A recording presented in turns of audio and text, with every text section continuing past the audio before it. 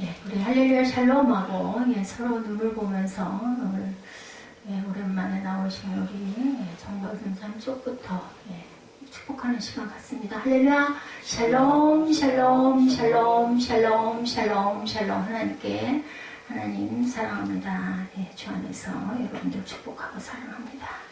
오늘 너무 잘 하시는 말씀이죠. 백부장이 종을 고치는 그 시절에 종은 거의 사람이 아닐 정도로 사고 팔기도 했는데도 이 백부장은 워낙 종을 사랑했던 것 같습니다. I have not found such great faith even in Israel. 이만한 믿음을 만나보지 못하는 나라 이스라엘에서 하시더라, 이렇게 말씀을 하시죠.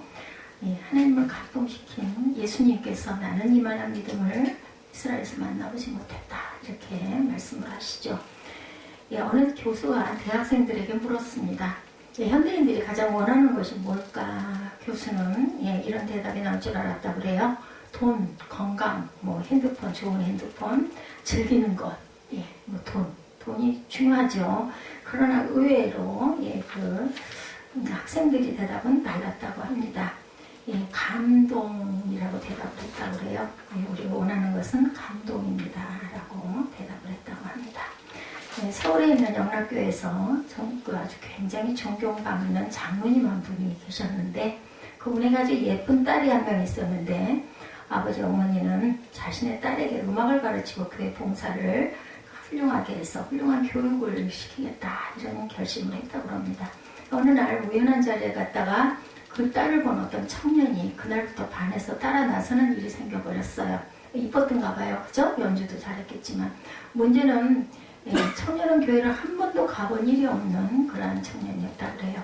말도 안 되는 상대라고 한마디로 거절했는데 그 청년은 포기하지 않고 그날도 3년 6개월을 집요하게 그 딸을 따라다녔다고 합니다. 일편단심이었죠. 그러다 보니까 딸의 마음이 3년 6개월 만에 변했다고 그래요. 아니, 저 사람이 그렇게 무시를 당하면서 저렇게 집요하게 쫓아다니는 걸 보니 정말 나를 좋아하는가 보다, 이렇게 생각을 했다 그러죠. 저 사람만큼 나를 좋아할 사람은 세상에 없을 것 같다. 그런 감동이 와서 결혼을 했어요. 결혼한 다음에 어떻게 됐을까요? 문제가 생기죠. 저녁마다 친구들이 몰려와서 술상 파티를 하는 바람에 교회도 못 나가고 그 원했던 자신이 다짐했던 그런 생활과는 정반대가 되어버렸습니다. 딸이 어이구, 이거 계산착오다. 이미 일은 벌어졌어요. 결혼을 했으니 이혼을 할 수도 없고 장모님의 딸인데, 그날부터 어떻게 했을까요? 집중적으로 기도하기를 시작했다고 합니다. 마치 자기 남편이 자신의 마음을 돌리기 위해서 3년 6개월 동안 청혼을 쫓아다녔던 것과 똑같이 남편 전도를 위해서 똑같이 노력을 열심히 했더니 이 남편도 몇 년 만에 감동이 됐어요. 이렇게 내 아내가 나의 교회 출석을 소원하는데 그럼 내가 한번 교회에 나가주자, 이런 마음이 들었다는 거죠. 그래서 비로소 교회 출석이 이루어지고 신앙생활을 잘해서 그분도 역시 장인 뒤를 이어서 장로가 되었다고 그래요. 그 부부의 아들은 목사님이 됐습니다. 당연히 감동을 받으니까 여자가 일생 중에 가장 하기 힘든 결심, 결심, 불신 결혼도 하게 된다라는 거죠. 중요합니다. 오늘날도 이런 일들이 많아요.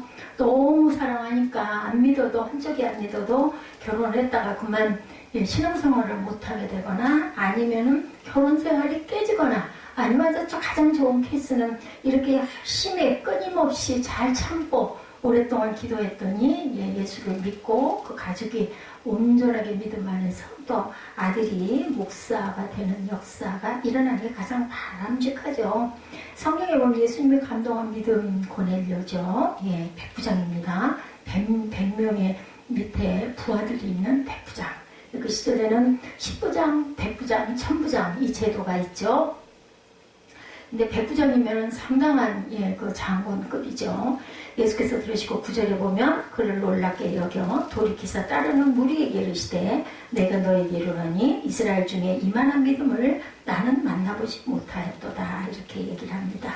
오늘 말씀 요약 부분 조금 보실 부분이 있으실 것도 같으니 한번 참고하시기 바랍니다. 이런 칭찬을 고넬료는 받게 되죠. 예수님이 감동하신 믿음입니다. 예수님이 백부장의 무엇을 보고 감동했다고 그래요? 2절 3절에 보면 어떤 백부장이 사랑하는 종이 병들어 죽게 되었더니 예수의 소문을 듣고 유대인 장로 몇 사람을 예수께 보내어 오셔서 그 종을 구해주시기를 청한지라. 이 백부장은 자신의 문제를 듣고 예수께 온 거예요. 자신이 불치의 병으로 예수님을 찾았거나 백부장의 아들이나 딸이 병에 걸려 죽는 상황이 아니었죠. 예, 자신의 종의 문제를 가지고 예수님을 애타게 찾다가 처음부터 의외의 상황으로 예수님이 감동을 하는 그런 내용입니다. 당시 사람들은 아까 말씀드렸지만 하인과 종을 사람으로 생각하지 않았던 그런 시대였습니다. 종을 집에서 기르는 가축 이상으로는 생각지도 않죠. 그 당시에는 종이 늙고 병들어서 일할 수 없는 상황이 되면 밖에다 내버려서 죽게 하기도 합니다. 오늘 그 애완견들이 유기를 많이 당하죠. 예, 일반적인 주인의 태도가 이랬습니다. 혹 마음이 자상한 주인이라면 종이 아프면 의원을 불러서 치료해주는 것을 최대의 종에 대한 사랑으로 여기던 그런 시대에 이 백부장은 이 종이 아프자 여러 가지 약도 쓰고 별짓을 다 해봤지만 당연히 의원도 왔겠죠. 아무 차도가 없어요. 그러면 아마 그냥 아이고 어쩔 수 없구나 포기했을 텐데 하찮은 종의 문제를 가지고 예수께 정중하게 부탁을 하였다는 것은 굉장히 놀라운 사랑이죠.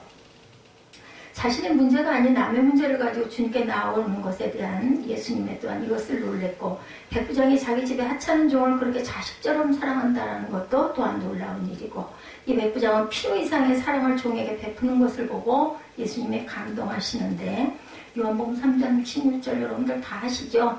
하나님의 세상을 이처럼 사랑하사 독생자를 주셨으니 그를 믿는 자마다 멸망하지 않고 영생을 얻게 하시니라.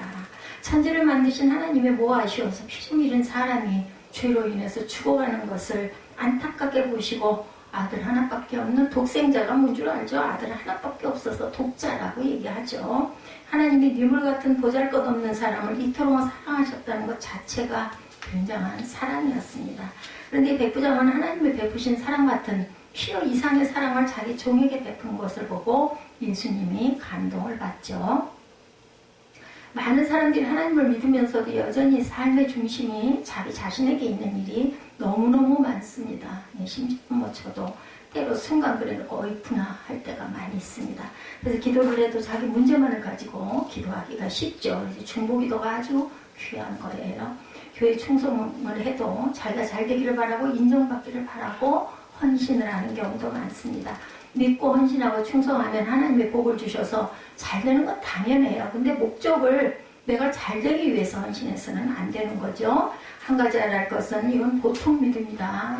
보통밖에 안 됩니다. 고넬료 같은 믿음을 가지려면 그러한 감동을 가지려면 완전히 온전히 남을 위해서 헌신하고 그리고 자랑은 누구에게만 하나님께만 받아야 되겠죠. 하나님을 감동시키는 믿음이 되기에는 뭔가 부족합니다. 그런 사람들은 다른 성도들의 문제 때문에 심각하게 여러분들 기도해 보셨습니까? 하나님이 감동하시더라고요. 남을 위해서 기도할 때 제 기도 하나도 못하고 어느 날 어느 교회 갔더니 거기 담임 목사님을 위해서 기도해라 이런 말씀 주실 때가 있어요. 모르는데 그냥 얼핏 들어갔더니 저는 그런 경험을 참 많이 했습니다. 뭔지도 모르고 열심히 방 안으로 기도를 한 2시간 하고 나면은 까닭도 없는 아주 기가 막힌 기쁨이 막 가슴에서 막 샘물처럼 솟아오르고 돈으로도 뭘로도 증거할 수가 없죠. 하나님을 감동시키는 믿음 이런 것이 바로 기도고 믿음이죠. 4절 5절 봅니다. 필요 이상의 헌금에 감동하시는 이런 본문입니다. 이에 그들이 예수께 나와 간절히 구하여 이르되 이 일을 하시는 것이 이 사람에게는 합당하니이다. 그가 우리 민족을 사랑하고 또한 우리를 위하여 뭐를 지었다고? 회당을 지었대요. 지금으로 보면 뭐예요? 교회를 지었어요. 고넬료가. 그런데 이 백부장은 자기가 직접 이드로죠. 이드로. 제가 이름이 아까 기억이 안 나서 얘기를 못했어요. 모세가 혼자서 모든 걸 사람들을 상대로 그거를 잘잘못을 가려주고 기도해주고 이러다 보니까 장인이 왔다가 보고 이 10부장, 100부장 제도를 만드는 게 어떠냐 해서 그걸 받아들인 게 10부장, 50부장, 100부장, 1000부장 제도. 아까 언뜻 제가 생각이 났는데 이드로 이름이 잘 생각이 나진 않았어요. 그 장로들은 이방인 백부장이 부탁하니까 안 들어줄 수도 없고 그래서 형식적으로 예수님을 찾아간 게 아니죠. 예, 교회까지 지었습니다. 회당을 지었습니다. 장로들은 자기 일가지 간절한 마음으로 예수께 나와서 부탁을 합니다. 부탁하기까지는 얼마나 이 고넬료가 헌신을 했었는지 주변 사람들에게 굉장히 신망을 얻었던 사람이죠. 예수님이 백부장의 부탁은 100번 들어줘야 합니다. 이런 얘기예요. 회당까지 지었습니다. 이방인이지만 우리 유대민족을 극진히 사랑하는 사람이다. 이 백부장은 이방인이에요. 그리 예배드리는 회당도 지어줬으니 그 사람의 부탁을 좀 예수님 들어주십시오. 유대교로 개종한 사람이죠. 예, 고넬료는 하나님을 믿죠. 그것만 해도 대단한데 백부장이 회당까지 지어주었어요. 예, 그리고 굉장한 헌금을 한 셈이죠. 그리고 또 예수를 믿는 거죠. 회당은 유대인들이 예배하러 모이는 곳이었죠. 그 시대에 그 비용은 당연히 유대인들이 내어서 회당을 짓는 게 마땅한데 이 고넬료가 대신해 줬다는 거죠. 예수님 당시 가버나움은 인구 2만 명이 사는 큰 동네였고 그곳의 회당은 큰 회당이었을 거예요. 그 회당을 이 백부장이 지어주었다면 굉장한 헌신입니다. 당연한 유대인들이 지어야 할 회당이었죠. 이방인이 지어줄 필요는 없었어요. 그러나 앞장서서 이 고넬료가 회당을 지어주었고 필요 이상의 큰 헌금을 한 백부장. 오늘날 예, 우리 성도님들의 그 헌금, 최소한의 헌금, 요즘에 점점 이 부분 때문에 아주 애를 많이 쓰는 아주 애로가 많은 교회들이 많습니다. 왜냐하면 교회 건축을 하고 있는 도중이거나 또 세를 얻는 경우에 저도 전날 그 세를 한번 알아보고 깜짝 놀랐는데 그걸 도대체 어떻게 다 감당을 하느냐는 거죠. 점점 이 헌금이 줄어들면 11조도 역시 굉장히 아주 박해졌다 그래요. 하나님이 감동하시는 헌금은 어떤 헌금? 고넬료처럼 필요 이상의 헌금을 할 때 하나님이 감동하십니다. 제가 지난번에 우리 신년 예배 때 말씀드리는 것 같은 그 예인데 인천의 송내중앙감리교회 목사님의 이야기. 인천이에요. 오래되지도 않고 멀지도 않아요. 28 몇 년 전쯤에 개척교회 시절이었다고 그래요. 이 목사님 강원도에서 와서 열심히 신앙생활을 하는 26살쯤 되는 그러한 자매가 한 명 있었다고 그래요. 아주 교양도 있어 보이는데 거기 주변에 있는 아주 부촌 아파트에 가가지고 얘기를 들어보니까 입주가정부라는 소개를 받게 됐다고 그러죠. 새벽마다 나와서 열심히 기도를 하는데 기도할 때 다른 건 다 안 들리는데 우리 목사님 하고 열심히 기도를 해서 이 목사님의 은근히 기분이 좋았다고 그래요. 아이고 저 자매는 나와서 나를 잘 알지도 못할 텐데 어쩜 저렇게 나를 그렇게 기도를 해주나 하고 아주 마음이 뿌듯했다고 그래요. 근데 나중에 알고 보니까 그 목사님이 강원도에 있는 자기 그 본 교회 목사님을 그렇게 기도했다라는 거죠. 그래서 섭섭한 마음도 들었다. 뭐 이런 그 후일담들이 있다고 그럽니다. 근데 열심히 기도를 하면서도 헌금은 엄청 조그마더래요. 20몇 년 전이니까 아마 500원이면 지금이 한 5,000원 정도는 되지 않을까 싶어요. 꼭 헌금은 11조도 없고 500원, 주일날 500원씩만 헌금을 해서 야 기도를 저렇게 대단하게 몇 시간씩 와가지고 하고 예배도 한 번도 안 빠지고 새벽마다 저렇게 나오는 자매치고는 어째 저렇게 헌금을 조금밖에 안 할까 이상한 생각이 들었대요. 근데 이제 그러던 어느 날 이 자매가 목사님을 찾아옵니다. 제가 가정부 계약을 한 지 2년이 끝났습니다. 이게 20몇 년 전이에요. 이제 고향으로 돌아가려고 합니다. 예, 계속 열심히 돌아가서도 기도하십시오 하고 뭐 당연히 예, 격려를 해줬겠죠. 그동안 제가 제 사정을 말씀드렸어야 하는데 말씀을 못 드렸습니다. 떠나가는 마당에는 이제 말씀을 드리고 갑니다. 그리고 목사님 계속해서 저를 위해서 기도해 주십시오. 이렇게 얘기를 하더라는 거예요. 강원도 시골교회는 교인이 10명이 안 되는 아주 조그만한 그런 교회였다고 해요. 근데 교인들이 힘을 내서 예배당을 건축하게 됐다고 합니다. 예, 참 대단하죠. 교인도 몇 명 안 되는 교회가 예배당을 짓고 나니까 빚이 엄청났다고 그래요. 그러다가 그만 교회가 건축업자에게 넘어가게 되는 그 지경이 이르릅니다. 예, 부도가 거죠. 한마디로 얘기해서 약속을 못 지켜가지고 그 처녀가 그 건축업자에게 무릎을 꿇고 2년 안에 내가 돈을 갚을 거니 2년만 이 교회를 넘기지 말고 참아주십시오 하고 기도를 했다고 애고를 했다고 합니다. 너무 애원을 하니까 건축업자가 이 교회당 이 시대에 누구에게 팔기도 그렇고 헐어버릴 수도 없고 어쩔 수가 없겠다. 그러고는 그냥 그걸 그럼 2년 동안에 분명히 이걸 갚아야 된다. 각서를 받고 그걸 좀 참아주기로 약속을 했다고 해요. 그래서 이 연고가 있는 우성 아파트로 와가지고 가정부 일을 했다. 목사님이 질문을 합니다.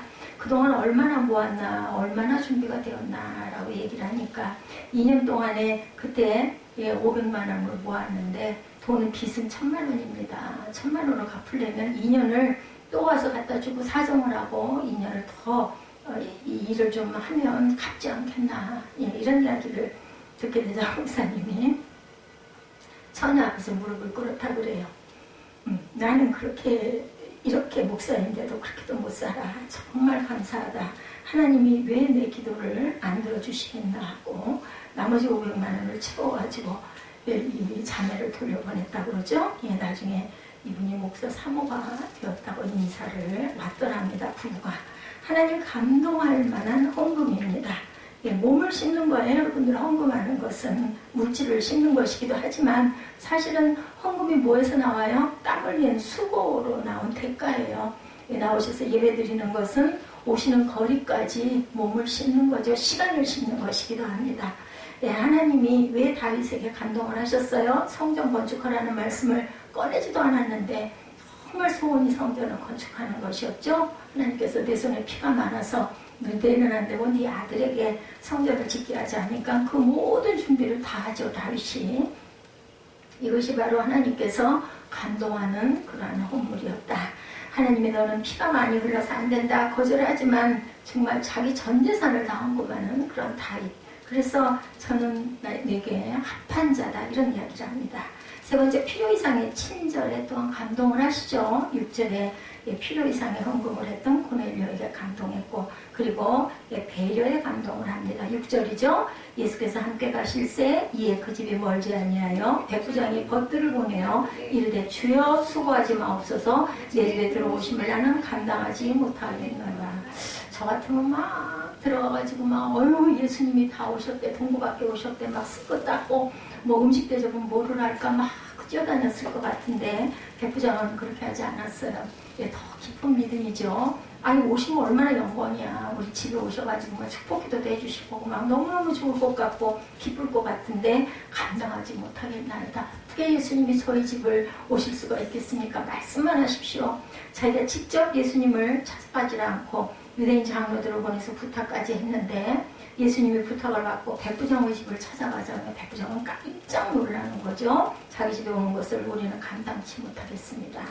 백부장이 직접 2번이나 예수님을 만나지 않고 다른 사람을 보낸 것은 백부장이 교만해서가 아니라 예수님의 명예를 생각한 조치였다. 이렇게 증거되어 있습니다.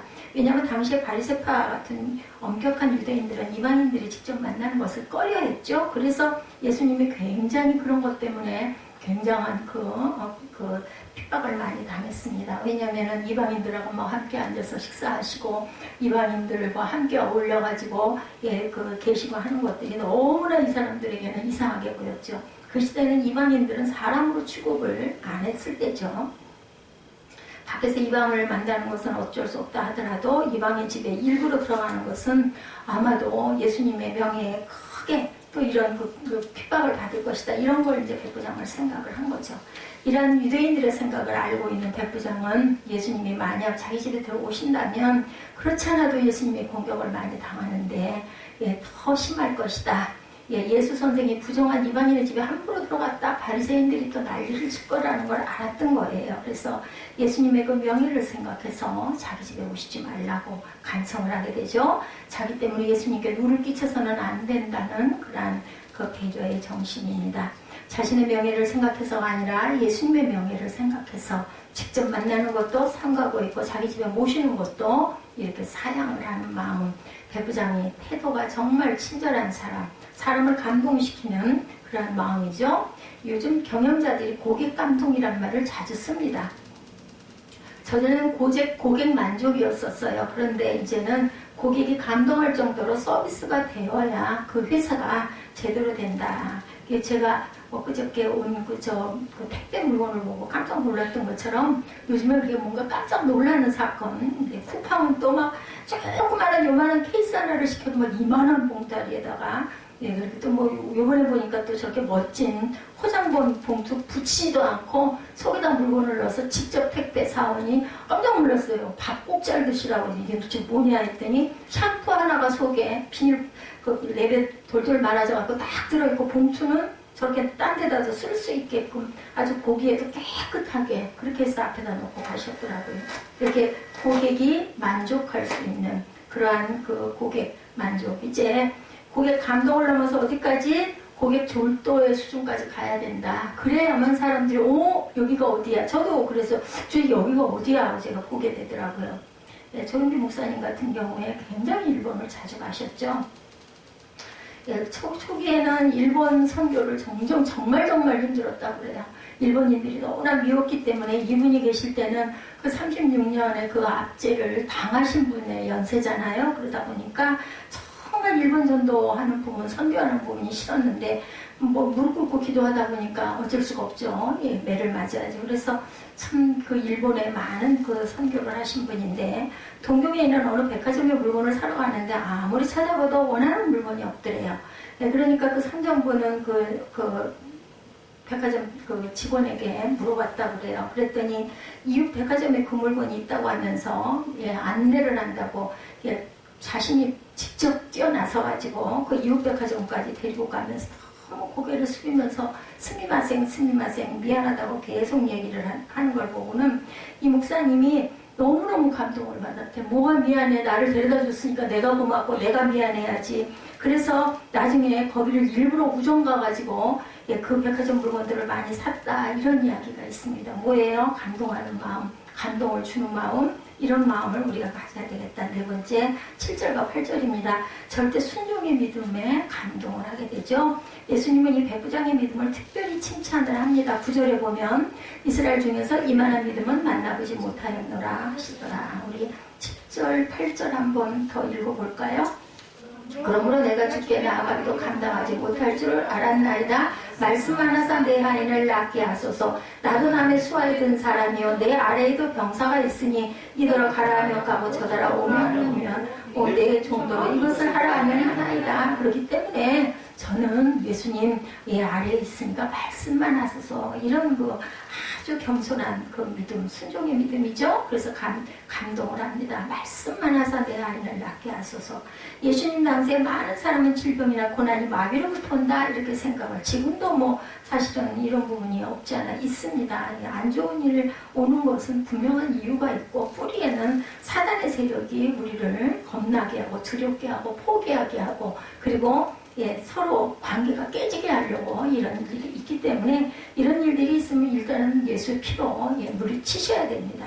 백부장은 자신이 부하들에게 명령을 내리면 그 부하들이 명령을 듣지 않을 수가 없는 것처럼 모든 만물의 주관자이신 예수께서 질병을 유발시키는 더러운 귀신을 향해서 명령하면 당연히 복종할 것이고 영적으로 치료해 줄 것이라는 것을 알았던 그러한 고넬료 백부장이죠. 백부장은 예수님의 절대 권력을 믿고 있었던 거예요. 예수님을 예수님으로 하나님의 아들로 믿었다는 게 중요합니다. 말씀만 하면 한인의 병도 나을 것이다. 그리고 또 이런 치료의 역사가 그 시절에 굉장히 많이 주변에 일어나기도 했었죠. 그래서 그는 예수님이 오셔서 손을 대실 필요도 없다. 굉장한 믿음입니다. 당시에 거의 대부분의 유대인들은 손을 대지 않는 치료를 믿지 않을 때였었어요. 그래서 예수님이 만져주심을 바라고 많은 사람들이 예수님을 찾아서 다 몰려왔던 그러한 때였었죠. 그랬었는데 이 백부장은 그걸 제가 감당 못하겠습니다는 얘기예요. 마가복음 3장 10절에 보면 이는 많은 사람을 고치셨으므로 병으로 고생하는 자들이 예수를 만지고자 하여 몰려왔더라. 손만 대면 누가 그랬어요? 혈루병 그 여인도 그랬죠? 가서 옷자락을 살짝 잡았어요. 그럼 내가 낫는다는 생각. 누가복음 6장 19절에도 온 무리가 예수를 만지려고 힘쓰니 이는 능력이 예수께로부터 모든 사람을 낫게 하리라. 이렇게 증거되어 있습니다. 누가복음 6장 19절입니다. 당시 유대인들은 반드시 예수님이 오셔야 하고 반드시 만져주셔야 낫는다라는 마음을 갖고 있던 그 시대에 백부장의 믿음은 말씀만 하셔도 고쳐질 것입니다. 이런 그 믿음, 대단한 믿음이죠. 그래서 예수님의 능력이라면 말씀만 하셔도 당연히 고쳐질 겁니다. 라고 고백을 합니다.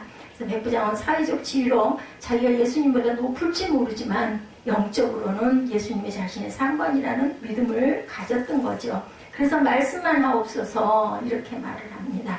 이 말에 백부장의 믿음과 겸손과 순종의 마음, 가장 중요한 게 제가 보기에 주님의 제자가 되고 주님의 자녀가 되는 부분은 순종입니다. 순종. 가장 중요한 게 겸손과 순종이죠. 참된 신앙이란 다른 게 아니고 예수님의 말씀에 절대 권위를 인정하고 그리고 그 말씀의 능력을 믿고 절대 복종하는 것. 순종에서 더 나아가 제가 목숨도 내놓겠습니다라는 이런 복종의 마음이죠. 주님의 말씀이면 내 생각과 달라도 예 하면서 순종하는 사람이 참 신앙인이고 하나님께서 기뻐하시겠죠? 이런 사람을 칭찬하십니다. 주께서 말씀하시면 내 인생도 내 생활도 내 직업도 바꿀 수 있겠다. 뭐 부를 때 예수님이 부를 때 잠깐만요 한 제자 하나도 없었어요. 다 버려두고 뛰어가죠. 그리고 적은 지식으로도 예수를 믿는 믿음이 가장 중요합니다. 이 믿음은 예수님께 면류를 배운 믿음이 아니라는 것을 기억해야 되겠죠. 3절 한번 봅니다. 예수의 소문을 듣고 유대인의 장로 몇 사람을 예수께 보내오셔서 그 종을 구해 주시기를 청한지라. 소문을 듣고 이렇게 나와 있죠. 이 백부장은 예수님에 대한 소문만 들었지만 예수님에 대한 믿음은 어떤 사람보다도 확실했다. 그는 예수님을 직접 만난 적은 없지만 누구보다 예수님을 더 정확하게 믿고 따르는 사람이었다는 거죠. 모태신앙이라서 믿음이 좋은 게 아니고 성경 공부를 열심히 해야만 좋은 게 아니고 교회를 오래 다녀야만 믿음이 좋은 것이 아니다.